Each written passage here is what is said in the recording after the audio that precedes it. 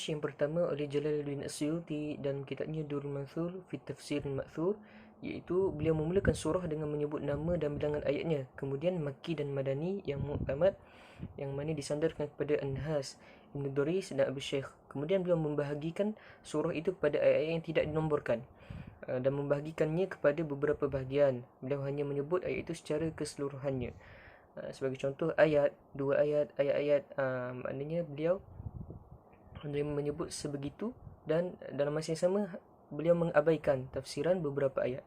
Manhaj yang kedua, beliau menyebut riwayat yang mana bercampur antara yang sahih dan juga dhaif. Ada juga yang munkar maupun maudhu'. Kerana beliau tidak melakukan pengesahan, kritikan, pengimbangan terhadap tafsiran itu. Jadi akibatnya beliau juga memasukkan dalam kitab tafsir ini perkara-perkara ataupun riwayat yang banyak, riwayat yang ditolak, yang mengandungi tokok tambah dan juga berita-berita aneh yang sepatutnya beliau tinggalkan.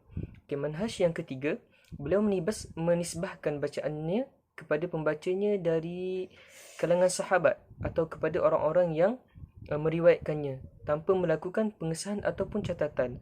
Kerana ini adalah bacaan beramai-ramai, ataupun bacaan ini adalah bacaan yang mutawatir atau bacaan daripada qura'us sab'ah, atau ini adalah bacaan yang sahih, atau ini bacaan yang syaz ataupun yang menyeleweng. Beliau tidak menyatakan perkara-perkara ini. Manhaj yang keempat, beliau banyak memasukkan penyelewengan yang tidak berkaitan dengan tafsiran. Contohnya tentang ujian Nabi Ibrahim AS, ciri-ciri Hajarul Aswad, lokasinya dan pembawanya, dan ada menceritakan sedikit tentang ringkasan pemerintahan Nabi Isa AS. Dan ini semua adalah perkara yang berada di luar inti tafsiran. Manhaj yang kelima, iaitu pada akhir tafsir beliau menyebut apa yang dinyatakan dalam surah Al-Khulaq dan surah Al-Haf, yang mana ini boleh menyebabkan tanggapan bahawa surah-surah ini terdapat dalam Al-Quran, sedangkan ianya bukan daripada Al-Quran, tapi surah-surah ini berada dalam Mushaf Ubay bin Ka'ab. Dan apa yang disebutkan dalam Mushaf Ubay bin Ka'ab ini tidaklah dikira dan juga tidak dinisbahkan sebagai tawatur oleh ijma' para sahabat.